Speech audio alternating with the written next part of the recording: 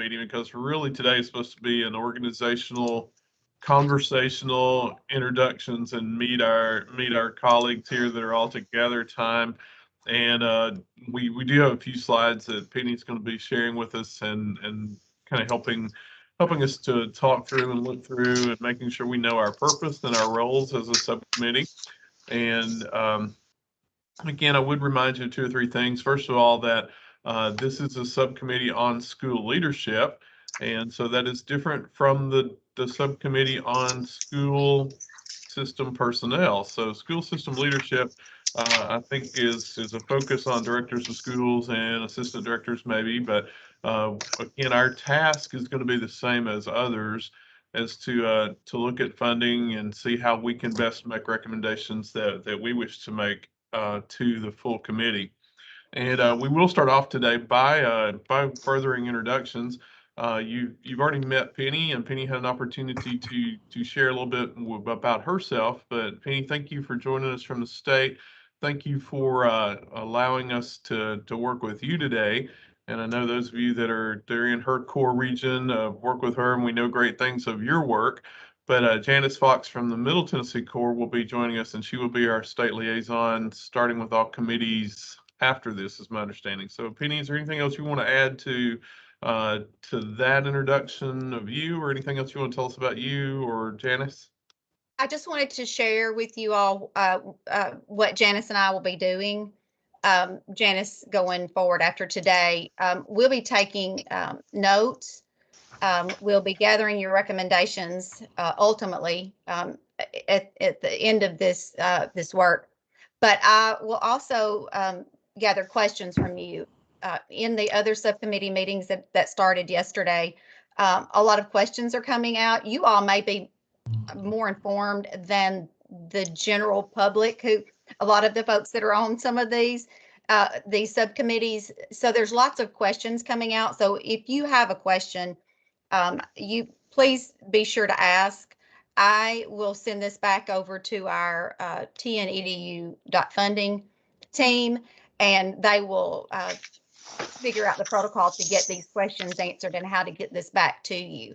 I do want to point out one slide, this statement slide. Can you all see my screen? I want to make sure. Yes, ma'am. I'm not going to read it, but I do want you to notice the statements that the Tennessee Department of Ed has put out. And I will say that we're excited. I'm excited to be here, and thank you all for your time. I know how busy you all are. Working with districts and district leaders is that's my passion. And so I just know how busy you are. And thank you again for being here. Thanks, Penny, for that. And we will start off with introductions. I know, again, we see each other pretty regularly, and we'll do that. But I would mention to you, I had a conversation with Diane Elder, that Diane mentioned to me that she had a previous obligation and she would be unable to join us today, but she sends her thoughts along with us.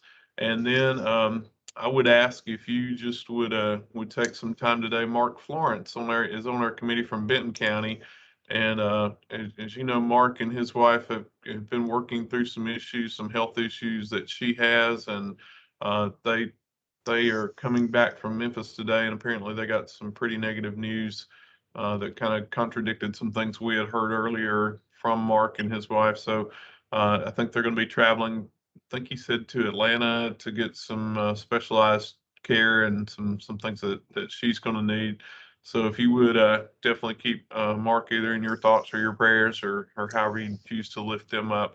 But I've heard from those two individuals. They told us they trusted us to get off a good start, and we would do that. But Steve, let's just start with you. I don't know what order your screens are on, but just so that everybody does know everybody and make sure we have that connection. Steve, I see you first on my screen, so if you don't mind, just a little bit about yourself. And one of the things that we're supposed to indicate, or again, as Penny mentioned, one of those things that you would hope that we could come out of this committee, not today, but one of the things that we could come out of the committee with And so there's a slide there that'll kind of help talk through. So Steve, we'll start with you, and then Michelle, we'll go to you next, please. Okay, thanks, Danny. Can you hear me? Yes, sir. Good. I had a little bit of problem with my audio, so just to check in. I'm Steve Barnett. I'm the superintendent in Johnson City. And looking forward to learning more about the process. One of the things that I really hope that comes out of this is increased funding for all of our school systems. That we don't have any losers. You know, I keep hearing that there will not be, but I can see how that could happen with if we use formulas and those types of things, and leave out some of the variables that are really important to our communities and how they're funded locally. I hope the process stays on our state level funding, and I think it'd be great if we all were able to see an increase in state funding to our schools. I hope to contribute. 29 years as an educator, and I'm really hoping to listen a lot and learn a lot from the rest of you, and hopefully be able to add my understanding of how school funding has worked and not worked in the systems I've worked with. I've worked in Knox, Roane, Oak Ridge, Sullivan, and Johnson City. So I have a lot of experience and a lot of time spent in school board meetings and city and county commission meetings and at state. So looking forward to learning and working and hoping that this ends up being a real positive for all of us. Thank you. Great. Thank you, Steve. Michelle, you're next, and then Rob, I think I have you after Michelle. Okay. Michelle Simcox. I'm the director in Johnson County, and I'm just honored to be a part of this committee, and especially with a lot of educators and directors that I know. So I just look forward to, talking about how we can fully fund what systems need. Being from a rural system, it's very hard when, we don't get a lot of dollars anyway from sales tax or from county commission. So we're having to fund everything on our own. But, not being able to, provide systems and counties and cities with, a funding process that is fully funded with the requirements that we can meet all the classroom sizes and everything, where BEP does not. Just what Steve said, I echo that. One thing I hope that contribute to the process is just, thinking outside the box on the ways that we can do this so it helps all of our students, whether they come from a city system that's urban or a high poverty area that's rural. So just making sure it's equal across the board, across the state. Thanks, Michelle. Rob, then Gary, you'd be next. Okay, I'm Rob Britt, Director of Blount County Schools, and here in East Tennessee, and just really honored and privileged to be a part of this all-star group. I can't believe I got selected for this. I don't. Maybe it was popular vote. I don't know, but anyway, I'm just glad to be a part of this outstanding group. And much like Michelle and Steve, I want to learn how I can contribute to this. Steve, I got you beat though, buddy. I got 36. This is my 36th year. And when you said 29, it sort of startled me a little bit, because I thought, man, he's such a young looking fella. I can't believe he's been doing this for 29 years. But anyway, I'm glad. And this is my 13th year as school superintendent. And we have a bit of a unique situation in that we have two city systems that are also do great work and are part of our Blount County family here. And but as you know, split dollars come along, and that's another challenge, to how we finance schools across the state as well. And so I'm looking forward to learning about that. I definitely hope that the process will lead to a position of where the pie gets larger, that it's not the same size of pie and we're just sort of moving the parts around in some fancy formula, which very few people can understand. And but I am elated very happy that we're beginning the process of looking at our statewide funding for schools, because that's been long overdue. I don't have to tell my colleagues that this is an antiquated formula that we have, and certainly does not meet the needs of today's educational priorities. So glad to be a part of it, and thank you so much. Thanks, Rob. So we'll go to Gary with Chad next. Well, good afternoon.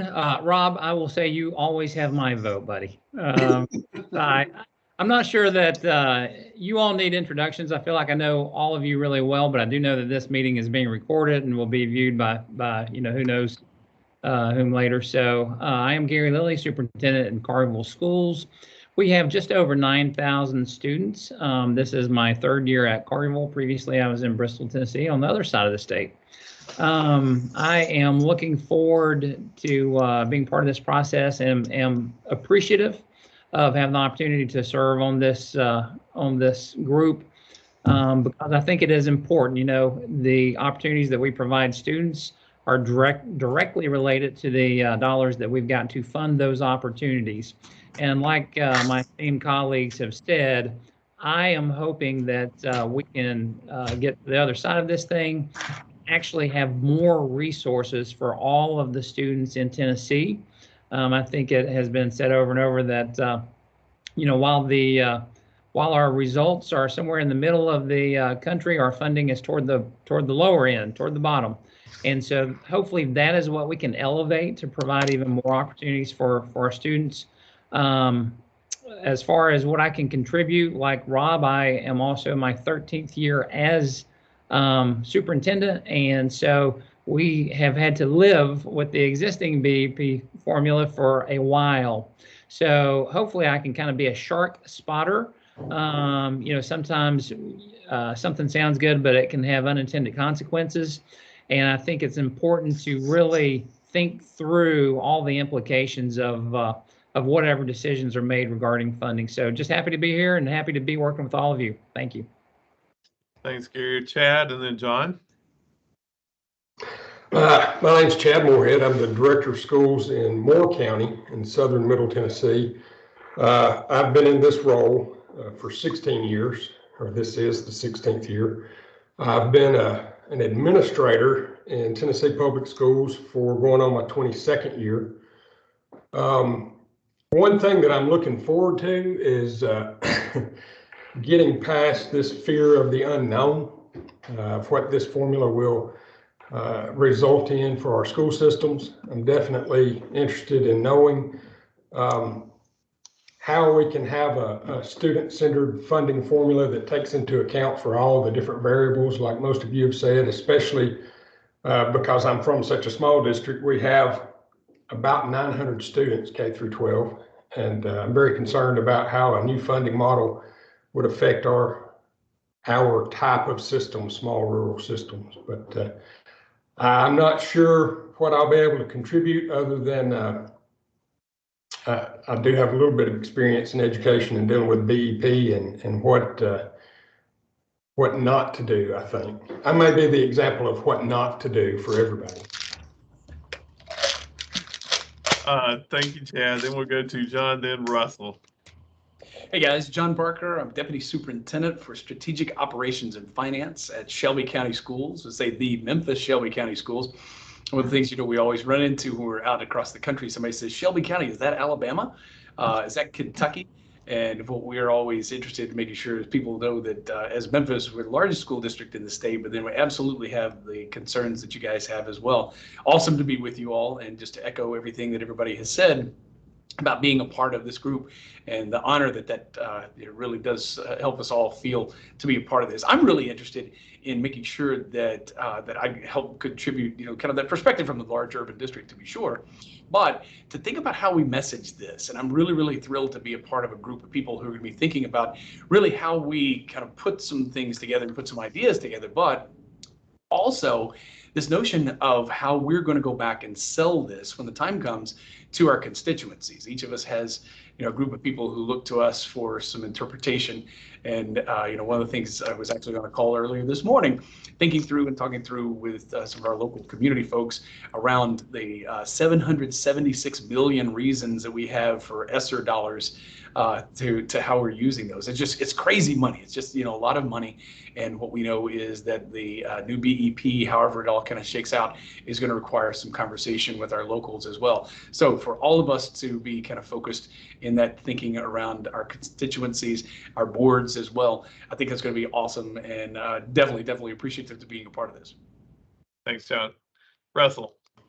All right, good afternoon, everyone. Russell Dyer, Director of Cleveland City Schools over in East Tennessee, and glad to be here. This is my 6th year to be superintendent in Cleveland, and time is just flying by.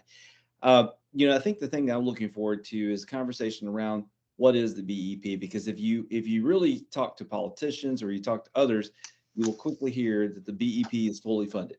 BEP is fully funded. Well, if that's the case, we need to look at what the BEP is fully funding and figure out what's good about it, but also what are we missing. And that's a part of the conversation I look forward to having with this group and others is, if this is the BEP, then what do we do to change it? Maybe I hate the word basic, we need more than that in Tennessee. We need like an enhanced education program or something to really look at what do we do to take where we are, take a deep dive into that, but fix things that need to be fixed and put additional dollars towards things that we see as real priorities in our state for public education. And that's something I look forward to talking to you all about. Thank you, Russell. I will wrap up. My name is Danny Weeks. I'm the Director of Schools in Dixon County.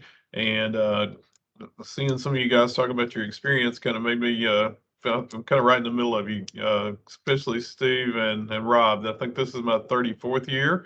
I think it's my 26th year as a school administrator, my 10th year as director of schools.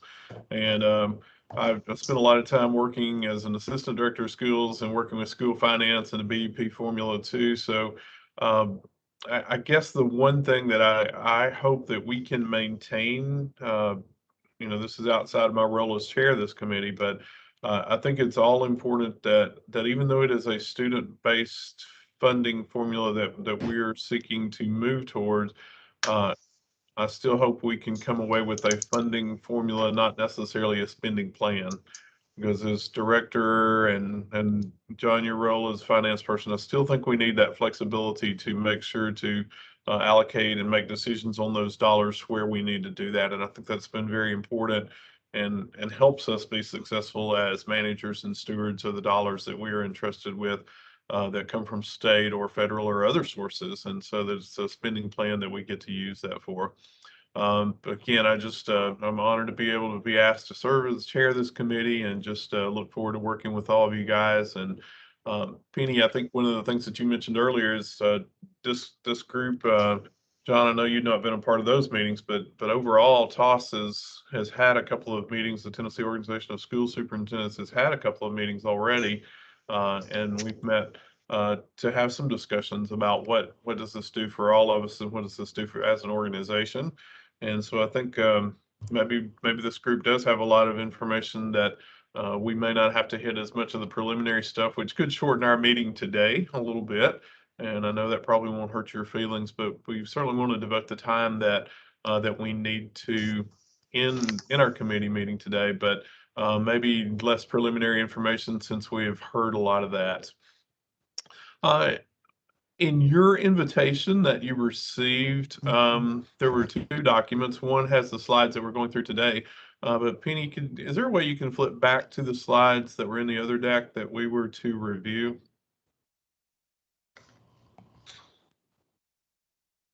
Sure. Can you all, am I still sharing my screen? Yes, ma'am. Okay, can you see this one? The other ones are on top of those. Oh, no, I'm sorry. That was my slides. I'm sorry. So let's flip through these real quickly, not reading everything. I don't know if you had an opportunity to read these and flip through these. These came to us, I guess about 2 weeks ago, and we had the opportunity just to kind of flip through and look and to see what our responsibilities are. And again, a quick overview of school funding. We know what that is. We deal with that on a daily basis, but the screen show, let's back up one, if you don't mind, to the map. One of the conversations that we heard was that Tennessee is going to a student-based formula as opposed to a resources-based formula. So what we know is those 49 or 47 to 49 components of the BEP as funding indicators or funding targets. There's been a lot of conversation through the town hall meetings, through the Twitter meeting that was last night, through those that would focus on what does it take to fund a student and what does it take to provide. And again, I'm glad too, Russell, that you said this doesn't need to be a BEP revamp. It needs to be an enhanced funding formula. So I hope we get away from that concept of basic funding because we do need more than basic funding. But the concept was to find those things that we need to fund a student equitably and a student across, no matter what their needs were, and no matter what their challenges were, and no matter what districts we were in. And so you see the districts or the states that have moved to that student or moved away from the student-based formula. I'm sorry, to the student-based formula away from the resources-based formula.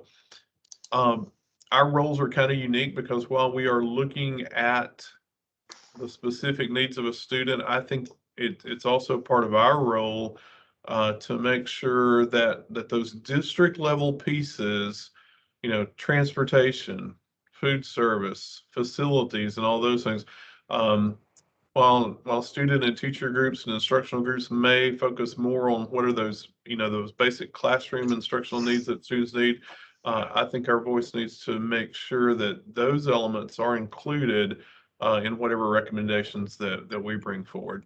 Penny, let's go on to the next one, please. Hey, Danny. Yes, sir. Hey, prior to moving to the next slide, Penny, if you could go back to the map. I did notice when I was reviewing this that it says 39 states have already moved to a student-based or hybrid student-based formula. I am really interested in, I know that the state has looked at Arizona, Florida, Texas as some student-based models, but I am really curious how many of those models are hybrid models. And I would love to see a state or two that has a hybrid model in place just for comparison's sake. Thank you, that's all. Great point. And I, Gary, thank you for jumping in like that because I do want these meetings to be informal enough, and I think we know each other well enough to, have open conversations and to work through our objectives rather than trying to follow some formal process. So thank you for doing that. Okay, we'll go ahead to the next slide. Again, this is the conversation that we've heard that on the base of the triangle here, the student in a student-based formula, it is what are those outcomes? What are those things that every student needs to provide a basic education to them? And what are those needs and what are those wants? And I think part of our next one of the next 2 or 3 meetings is we're going to have to help try to separate some needs and wants from those things that every student deserves. We talked about the multipliers, or we've heard conversation about the multipliers. What students deserve additional weights? Is it at risk, and what is an at-risk student? Are they special needs students? Are they ELL students? Are they behaviorally challenged in some way, special needs challenged in some way? So what are those weights that would go on there? And I think, Michelle, one thing that surprised me when you said that you were a rural county, I don't think of you about being a rural district in a rural area, but are there different weights that apply to rural districts, smaller districts, or are there weights that apply to John, an urban district? So, what are those weights and what values would we assign to those?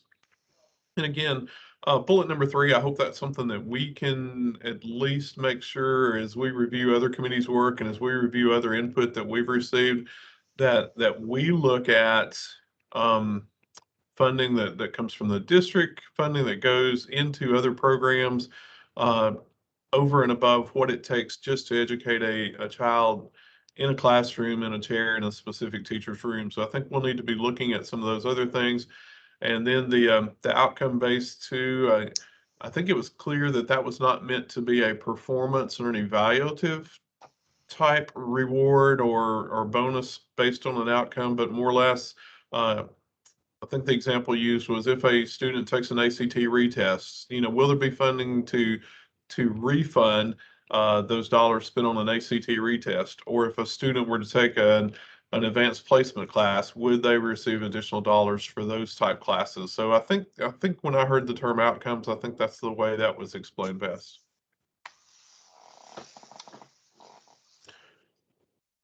These were some examples that were given. And again, making sure that we have a good broad view of these pieces that are not maybe classroom expenditures, but district level expenditures that go into each student. And I've had the opportunity to attend one of the town hall meetings. Does anybody else have an experience or had the opportunity to attend the town halls? Michelle, do you want to kind of give us a little summary of what you might have seen at one of those? Yeah, the one that they had in Greenville at the Niswanger Performing Arts Center probably had about 50 to 60 people. I figured there would be a lot more. I was very surprised that there wasn't more. And it was mainly administrators, to be honest, that spoke. There was a few parents, but it was just on, fully funding and making sure we're meeting the needs of all the students. It was a lot of, I guess, you had a lot of people there from Johnson City, Steve. It wasn't very well representative with the different rural versus urban. It was mainly made up of, the urban communities around us. So wasn't what I thought it would be, and that may have just been what it was in Upper East Tennessee. I'm not sure if you all felt that way with yours. That's how it was here. Anybody else get an opportunity to attend one of those? Chad? I did attend in Pulaski for the South Central area, and I was surprised there were fewer people there than I thought might be. But I was also surprised, and it was the people that spoke were very pro public education and pro adequate funding. And that was a little bit different than I thought it would be. But we had several school systems represented there. I think probably most of the community members there were from Pulaski and close by, but it was hour and a half drive from one end of the district to the other. So I was one of few from the eastern portion of South Central that attended. John, go ahead. Yeah, Dan, just kind of a quick thought, everybody, that, that we had gone to the one, it was the National Civil Rights Museum, great venue, great attraction. We got a little bit of a population draw downtown Memphis. I think people came out for the meeting and then went to dinner downtown or whatever. But probably 250 or so numbering in the group. And what struck me was that, there are a lot of people, I think, and as everybody's kind of saying, a lot of people with a lot of very interesting thoughts, to Chad's point about, support of public education, a lot of really strong voices that were there that night. It's always interesting to me, though, especially in our local context, how pre-K comes up.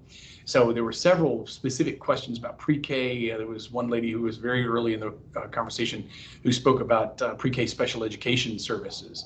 So, we got a really strong advocacy group here, advocacy base for pre-K. But I think what people understand is the real importance of including pre-K, and obviously special education services came up as well. But we felt pretty good. The commissioner did a super job with it too. I mean, they were taking questions, and she's like, "Okay, we're listening," and she was able to jump in and address a few things. We had a meeting with the commissioner the following day, and I told her, it's like, "Yeah, I thought you did a great job," and it was just that back and forth on the conversation to be able to address those issues. And and especially in our circumstance, just the specific kinds of questions that people have about this. And I think, Dana, your point about the ACT, I think there are a lot of people with a lot of questions. Very specifically, will this pertain to? Will this provide additional funding for? And they've got those specific things in mind. Great. And Danny, this is Russell. I would just mention, I watched the Southeast meeting through the Facebook link, and it did break up quite a bit, so I was having a little bit of trouble there. But I did see a number of minority families, specifically Hispanic families, who were there asking really good questions through the interpreter and other ways. And, you know, in our area in Cleveland, you know, roughly 25-26% of my student population is Latino. So that's definitely something that we're, you know, we're very interested in that funding formula and how we help our ESL families and those lower economic families overall improve their education through whatever model may be coming down the road. Well, I think there are 2 more meetings, one in Dyer County, and then I forgot where the other one was, but there are 2 remaining. So if you've not had the opportunity to participate in one of those, they are informative. There are lots of voices at the table. I had the opportunity to attend the one in Middle Tennessee that was just north of Nashville in Sumner County. It was there was an interesting mix of individuals there. There was a large presence of homeschool parents. And I think when they originally had heard student-centered and funding follows the students, I think they were talking vouchers and take my public tax dollars home and making that a part of, you know, private school incentives and things of that nature. So that voice was present there. Probably less educators than I thought there would have been, but there were a couple of very strong, you know, parental voices. And again, I was proud to hear the support for public education, but I think there were also a lot of people maybe saw it as an opportunity to come. I think there was some discussion about being able to speak at school board meetings, being able to resolve problems there in that public forum. So I think it may have, you know, may have missed some of the targets of school funding and just looking at school funding. But again, you know, lots of good things that we're looking at there. A couple of things that we want to look at today. Thanks, Penny, for flipping back to this slide.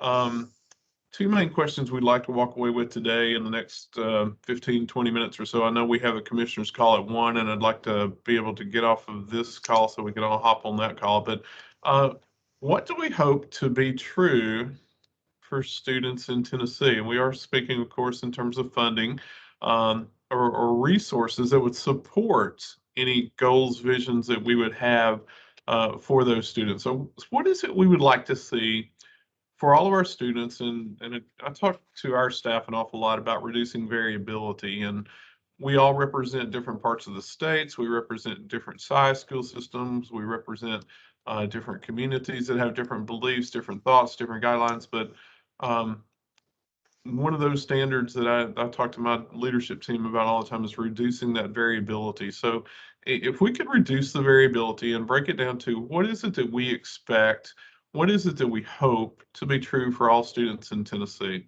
how would you respond to that? And again, Penny's taking notes, so if you can speak thoughtfully and clearly enough to facilitate her taking notes for us, please. Who'd like to jump on that one? Danny, I'll jump in here real quick and just say where equity comes up for us all the time. And, you know, equity is different than equality. I love your idea of reducing variability. As a statistics guy, I totally resonate with that. What I also know, though, is that equity is a real keystone for us, a cornerstone for us in our work. And, you know, some students need different and more than others.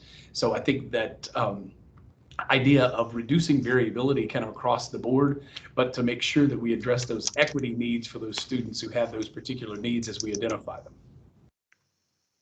Great. Someone else? Well, I'll jump in. I think that we need to keep in mind when we look at these services, some services are more expensive. You know, every district, I would think, needs services for students who are English language learners.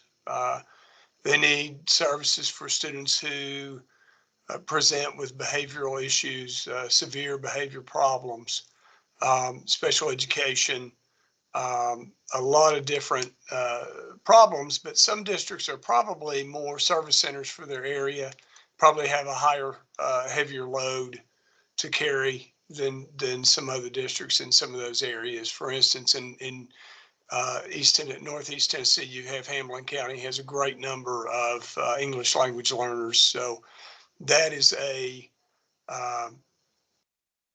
to make things as equitable as possible, then they have to hire more more teachers who teach English language learners. Same thing would go for us in the Northeast part of the state. So those things to all be taken into account, like you've already mentioned, I think are going to be really important. The special ed piece, though, I still think it's really important for RTI to be done in an effective manner so we can keep our special ed numbers as low as possible. Because where you really do your work and where you want students to be is in the regular classroom with tier 1 instruction, if at all possible. So how do we do that? It takes resources, it takes additional staff and additional training for people to be able to receive that. And each of us carry a little bit different load in each district. And I hope that'll be something that we all receive help with those resources as we move forward.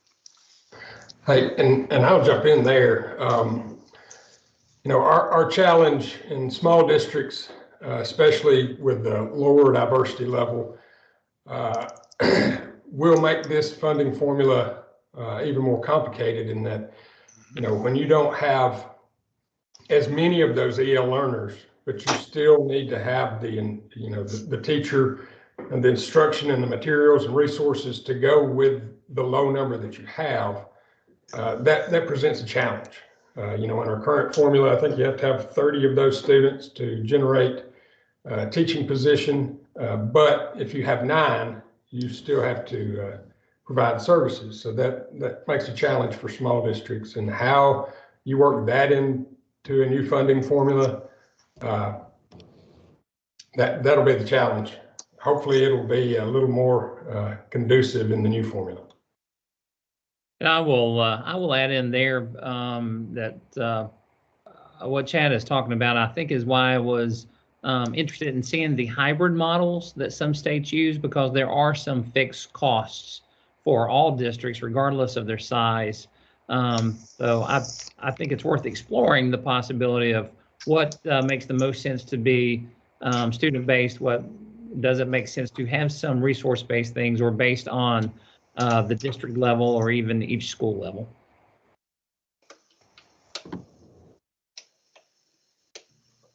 This is Russell, and I guess one of the things I would add, because I think all that has been said is very true, we need continued flexibility. There, like was said, we have different programming needs. All communities are different.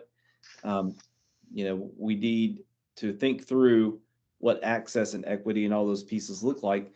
But districts, local school boards, district officials, we need to be able to take the money and still be flexible. So again, I'll echo what Danny said at the very beginning. We need to make sure this is not a spending plan that we can only use in certain ways, because every student's different. Every community is different. So we need to be thinking about that flexibility piece of this. I think that's this, Rob. I think that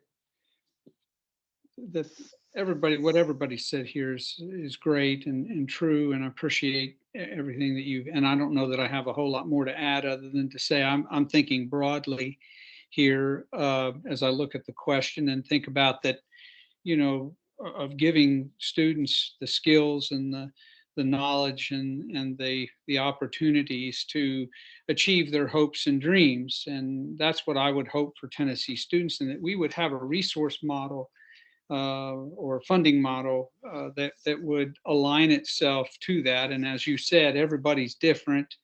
I think I don't have to tell you that all of us deal with a large portion of students that are mentally and emotionally have issues that are perhaps a barrier to their learning. And so I think that we need to recognize that, and that needs to be part of how we fund. And I hear a lot of people say, well, you need to do something about that, but there's very little resources that come along with that, and to adequately approach that. So I guess to summarize is that whatever it takes would be my hope for our funding formula. And I'll just echo, and I agree with what everyone has said. And I do think, looking at this, I do think they need to take in the perspectives of all the different systems. It's like Chad said, and we don't have an ELL population. Ours is like Chad, we might have 10 to 12 ELL students, but we still have to provide those resources. But we wouldn't really need as much funding as we do for special education students or economically disadvantaged students. So, just making sure that we're looking at it from a system by system basis.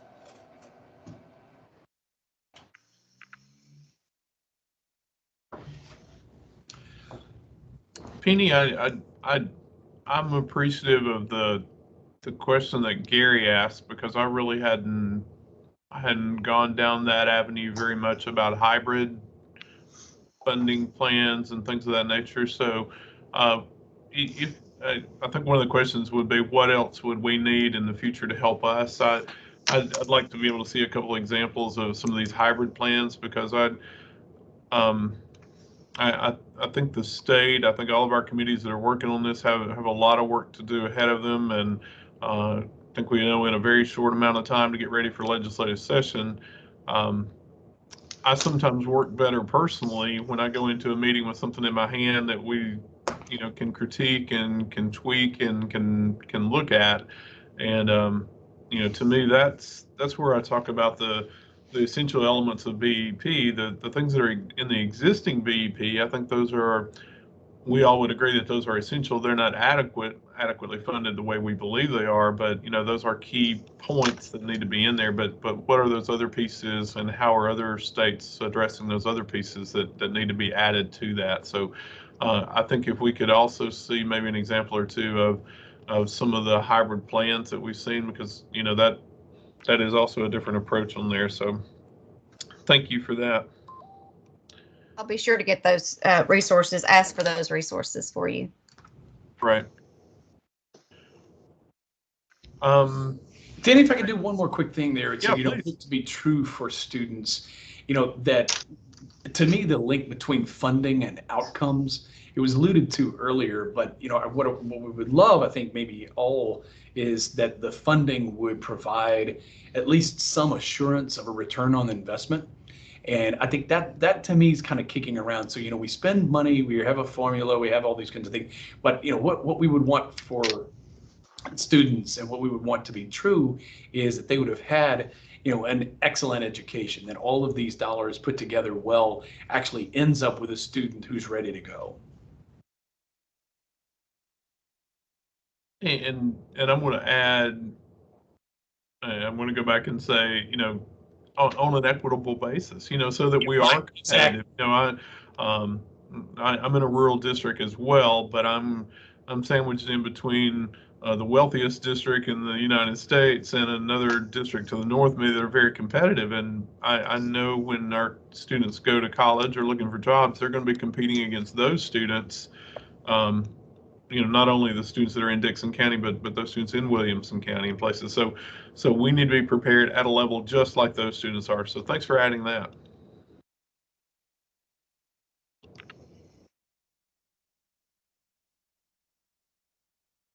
Anything else we'd like to add to that kind of student profile? And again, number two, the resources that we need to support those are, I think if we refer to the BEP list, I think those are a list of those components that we need in there. But then can we brainstorm real quickly any resources that we know that are not in the BEP? We're not talking adequacy yet, but we're just simply talking about that are not included in the BEP that we know we want to include that are not there now. I think there are several. Professional development is one glaring one. That's right.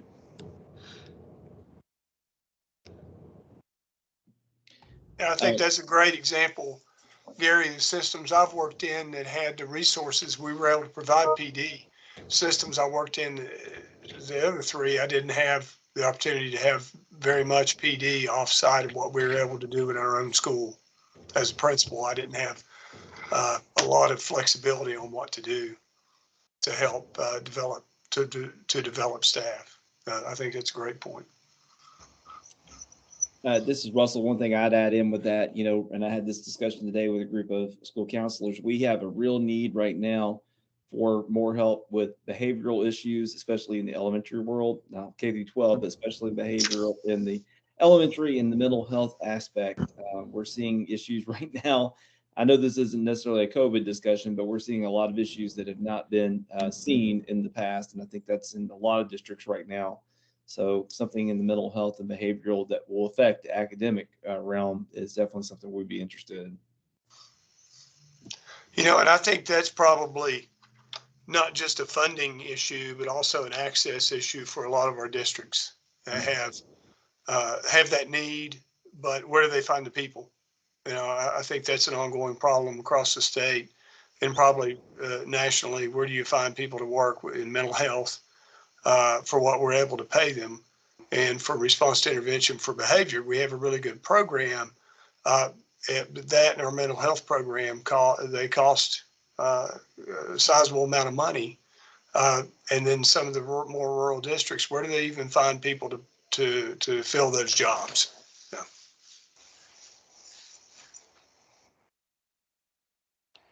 In a lot of instances, it's like Russell said much earlier, it's not that something is not in the formula, but it's in there, but it's so watered down that it does not help to the level that we need. I would love to see districts say, here's what we are currently funding over and above the BEP, and here's what we would like to fund if we had the money. Here's what we think we need.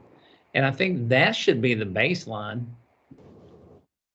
And I think Esser has given us a preview of what that could look like. I mean, I know there are a lot of strings in there and there are a lot of ties to what we can and cannot do, but at least it's allowed us to think out of the box a little bit, even if it is on a temporary basis, even if it is for a limited time. So that helps us to think about some of those additional resources. And it was Russell again, and Gary and Dan, I was just thinking about that, Gary. If we asked every district to send in your top 5 things that you would want to see in a new formula, it'd be really interesting to see what those are. Because of course we have the state mission, the state strategic plan, and of course we all know what that is. But all of our districts have strategic plans too, and some of that may mirror what the state is, but some of it mirrors our districts and where we live. So it'd be interesting just to see what the top 5 things would be from every district across the state, from district leadership or boards or whatever.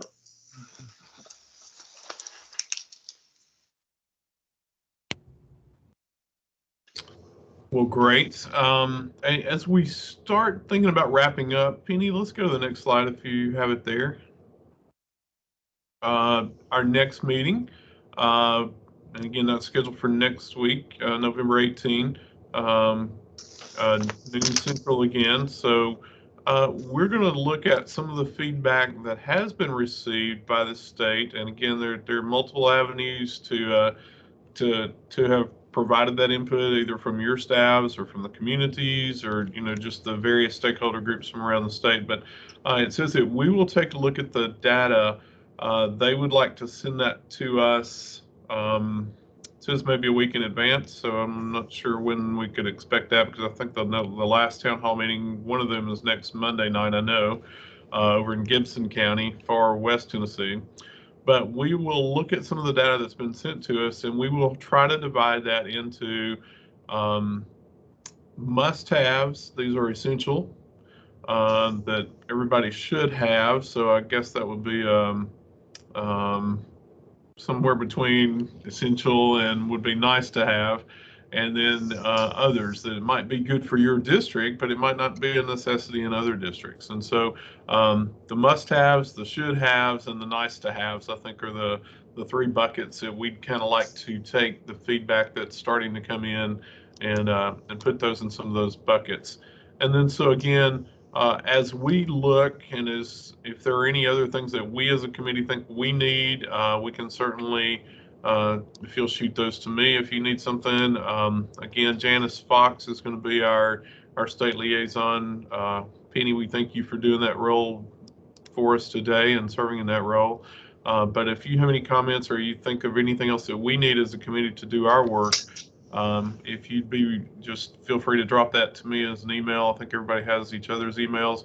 I'll also try to touch base to anybody that was not with us today and just kind of see, if it's just bad timing for today or whatever might happen.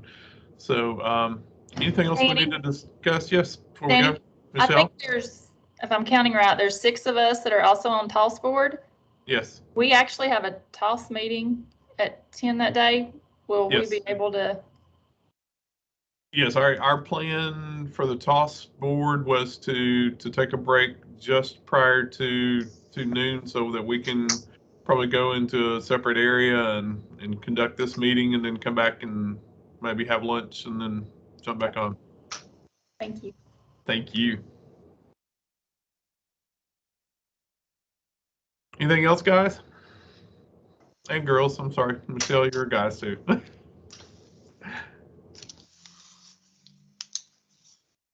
Well, thank you for your service. Thank you for your time. I know your time is very valuable. All of ours is, and just being able to serve today and being able to make those commitments. I just encourage you to keep reading, keep studying, participate. I know we can't all travel to all these meetings and things, but watching them online or they are on Facebook, and I think they're even stored from a historical value. So we can do that. And Chelsea, I see you on there. So thank you for joining us too. But we will adjourn for today, and we will see you next week on the 18th at noon Central. Thanks, you. everyone. Everybody. Thank you. Thank you all. Have a great day. Thank you.